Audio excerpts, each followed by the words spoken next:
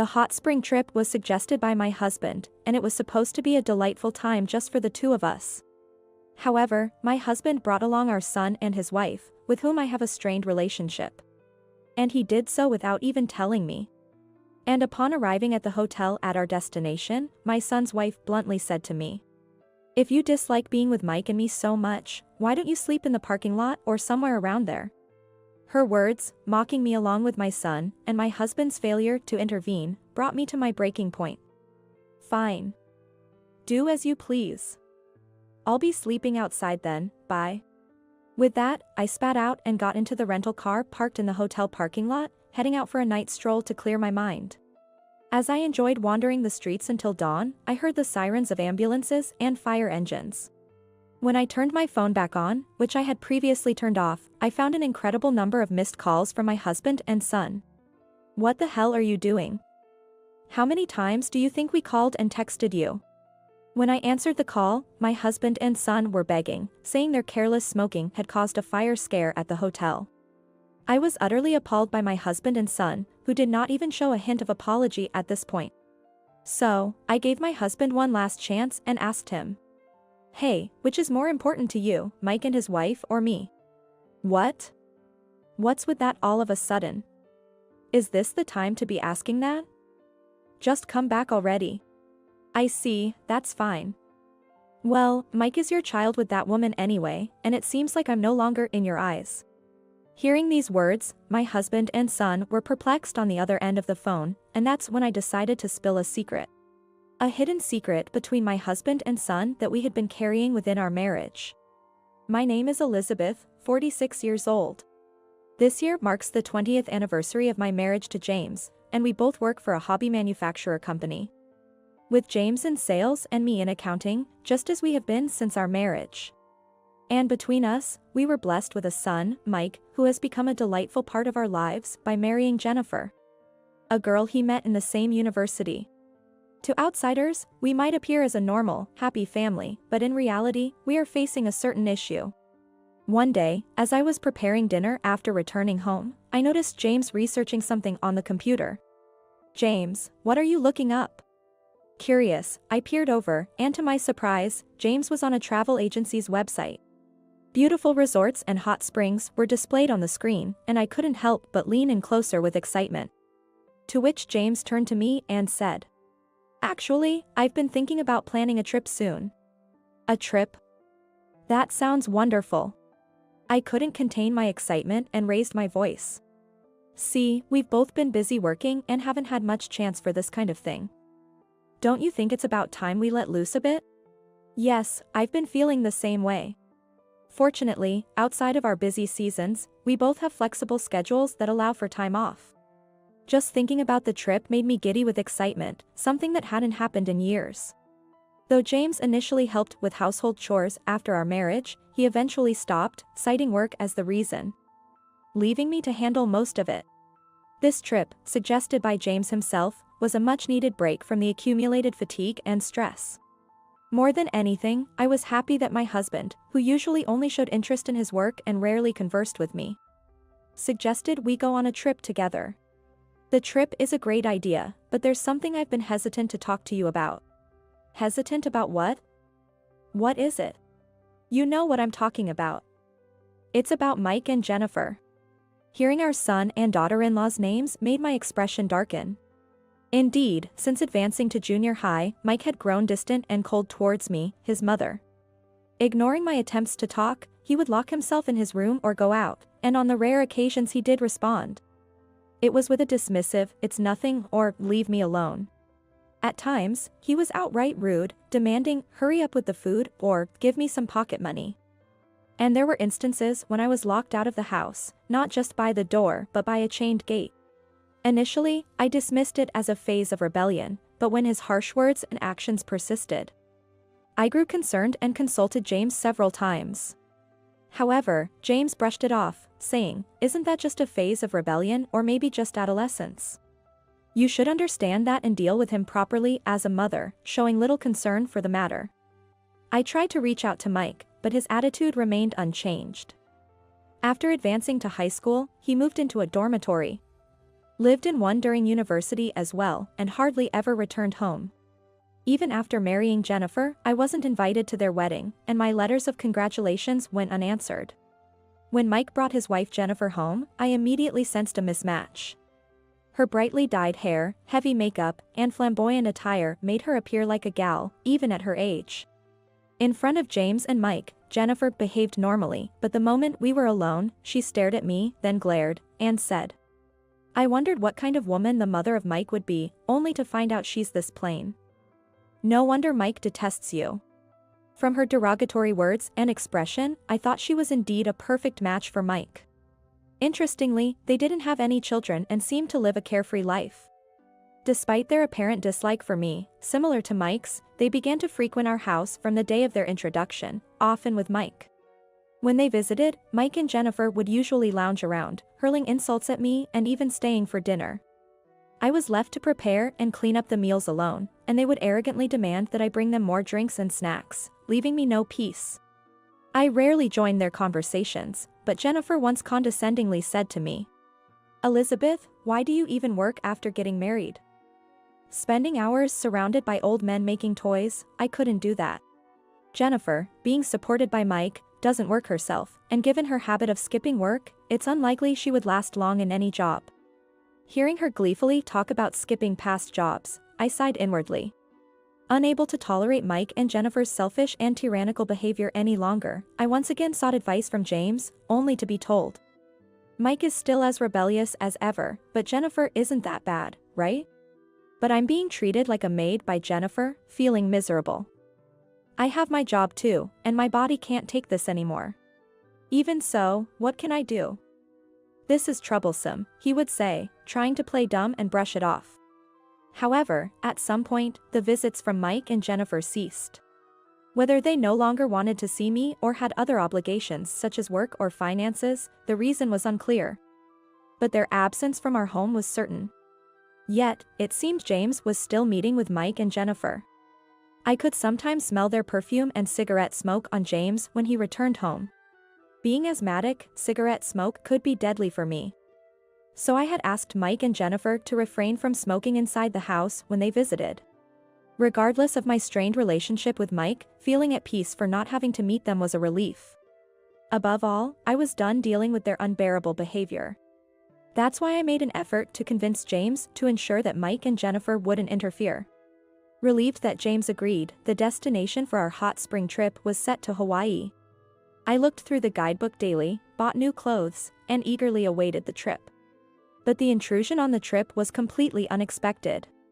On the first day of the hot spring trip, we arrived at the security check for the Hawaii-bound plane, pulling our suitcases. Just as we were about to pass through the ticket gates with our boarding passes, there you are, both of you. Elizabeth, long time no see.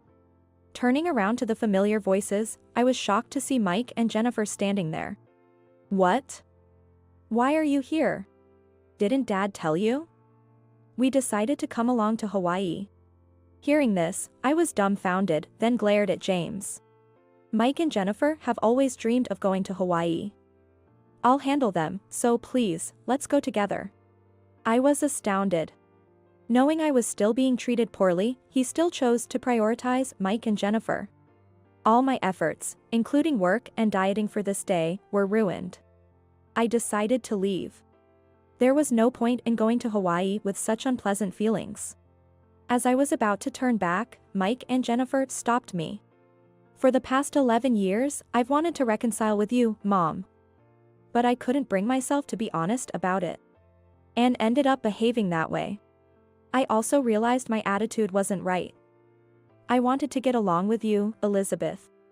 But I kept acting that way and felt awkward coming to your house. You understand, right? We don't want to strain the parent-child relationship any further." I was taken aback. It was the first time Mike had been so humble, let alone Jennifer. Not wanting to be seen as the villain, I reluctantly agreed to go to Hawaii with the four of us. Mike and Jennifer were in high spirits on the plane, ordering and starting to drink alcohol. James was also smiling happily next to me. Meanwhile, I felt an odd sense of unease but tried to distract myself by looking at the scenery outside the window. Upon arriving in Hawaii and renting a car, we started our trip based on the plan James revised on the plane. However, soon after, Mike and Jennifer began to ignore my presence and only spoke to James. At water-based attractions like the Sea Life Park and Waikiki Beach, they tried to trip me, making me fall and get soaked, and at lunch, they would push their leftovers onto me, among other forms of harassment. Feeling the tension, after dinner at the hotel we arrived at, Mike and Jennifer came to our room, wanting to drink alcohol. When James went to the store downstairs to get some snacks, Mike and Jennifer, who had bought alcohol in Hawaii, sat on my bed without asking. Then, Mike took out an ashtray and cigarettes from his pocket. "Hey. This is a non-smoking room. Stop it, please." "What?" "It's fine if we ventilate," Mike said with an annoyed look, and Jennifer also started to take out a cigarette to smoke. I reached my limit and found myself shouting, "Enough. Stop smoking in a non-smoking room. You'll get us thrown out if you don't follow the hotel's rules. What's with you all of a sudden?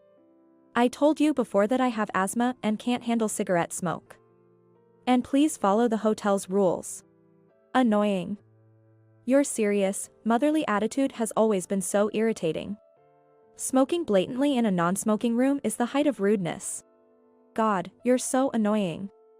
What's wrong with having fun on a trip? If you hate smoke so much, why don't you sleep in the parking lot or somewhere? As my head went blank from their words, James returned from his errand. "Hey, it's loud even in the hallway. What's with the shouting?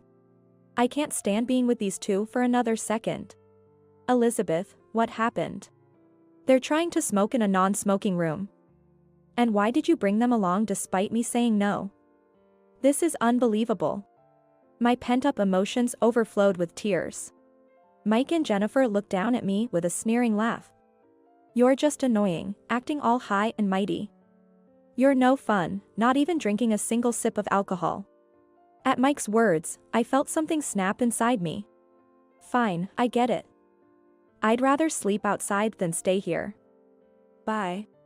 Hey, Elizabeth. I quickly gathered my valuables and phone and left the room. James tried to stop me by grabbing my arm, but I shook him off. "Leave me alone. I want to be alone." I hurried out of the hotel and headed to the parking lot. There was no sign of James following me. I got into the parked rental car and drove around Hawaii at night to clear my head. Despite my suspicions, Mike and Jennifer hadn't changed their attitude towards me. And James was no better. Despite my desperate pleas, he brought Mike and Jennifer along without my consent. It seemed impossible to continue the family relationship with them after the trip. Especially considering the secret about James and Mike that I had kept as a wife and mother. The more I thought about it, the more anger and sadness overwhelmed me, so I kept driving to calm myself down. As I drove through Hawaii's beautiful night scenery, my heated mind finally cooled down. After driving for a while, tiredness set in, so I parked the rental car in a coastal park and decided to rest inside. I thought I heard sirens somewhere, but I was too exhausted to care and quickly fell asleep. When I woke up, dawn had broken, and the sparkling sea greeted me with its beauty. While soothed by the sea view, I had breakfast at a seaside diner, then remembered to check my phone. I had turned it off before the drive because I didn't want to hear from James and didn't even want to see his texts. Now calm, I turned on my phone, curious about what James and the others were doing. Then, I noticed an incredible number of missed calls and texts starting from around 11 o'clock last night. There were at least 30 or 40 of them. Right after being surprised by this, a call from James came in. "What the hell are you doing? Do you know how many times I've called and texted you?" James's voice was half angry, half crying. "What do you mean? I just had breakfast at a seaside diner." "What? While we're in deep trouble, you're casually having breakfast?" Mike's voice was also heard next to James, sounding irritated. "What trouble are you talking about? It's exactly as it sounds. After you left, the three of us had a little party with cigarettes, alcohol, and snacks, and before we knew it, we fell asleep. And when we woke up, the room was filled with smoke." "What? A fire?" "Yes. It seems the cause was Mike and Jennifer's cigarettes not being fully extinguished." "And everyone was okay?" Somehow it was just a small fire, but fire trucks came in droves, and everyone in the hotel had to evacuate. And now we're being blamed for causing it. Jennifer got a slight burn and was taken to the hospital. And now, Mike and I have to go to the police for questioning and apologize to the hotel staff. I see. The sirens last night must have been for that. And to think their carelessness caused such a commotion. I was beyond words. Then James, in his carefree and irresponsible manner, said, "So, we're tied up here and can't leave. Can you go to the hospital and stay with Jennifer?" What? The lack of an apology and prioritizing Jennifer over me. I guess some things will never change. That's why I gave James one last chance by asking, "James, who's more important to you, me or Mike and Jennifer?" What? Why are you asking that now? This isn't the time. I see. Well, by then. I was completely disillusioned by James squandering this last chance. Hey, what do you mean? Don't joke around at a time like this. Well, Mike is your child with that woman, and it seems I'm no longer in your thoughts. What? That woman's child? What are you talking about? Both James and Mike were perplexed by my words. I took a deep breath and decided to reveal the secret I had kept hidden. Mike, you are the child of your father and his mistress. Mike was dumbstruck by my words, and James became even more flustered as I began to tell the secret. 24 years ago, James had an affair with a woman other than me. She was a subordinate at our workplace at the time. By the time I found out, the mistress was already pregnant. She arrogantly told me, "I'll give you the child, so don't demand any compensation." I thought she was the lowest of the low, but I was also torn. It seemed cruel to have the child only to abandon it in some institution. So, I decided to take in the child as mine and James's, without demanding any compensation from the mistress, who was then fired due to the scandal. James's affair also came to light, but taking the child as his own softened the blow. Even though we weren't blood related, I decided to raise the child as my own. Despite this decision, Mike's rebellious phase began when he entered middle school. I initially thought it was normal childhood behavior, but it continued into high school and university, getting worse over the years. Realizing that Mike was indeed the child of James and his mistress, I was bound by the affection I had developed for him over the years. Unable to cut ties. After explaining this, Mike, confused and shouting over the phone, said, "That can't be. I can't just be some bastard child. I have proof of your father's affair if you want to see it. I keep it with me all the time, thinking James might dispose of it if left at home." Lies. So, you're saying you're not my real mother? That's what I've been trying to tell you. I tried to be a real mother, but I can't anymore. It's clear we don't get along because you have that woman's blood. After my words, Mike seemed to have run out of things to say, falling silent. Realizing the gravity of the situation, James raised his voice at me. "Hey. What are you saying? You promised you wouldn't tell Mike. I don't care about that. Just be grateful for the 24 years I've put up with this. That's all." After that, James continued to rant over the phone, but naturally, I didn't entertain him and promptly hung up, blocking both him and Mike.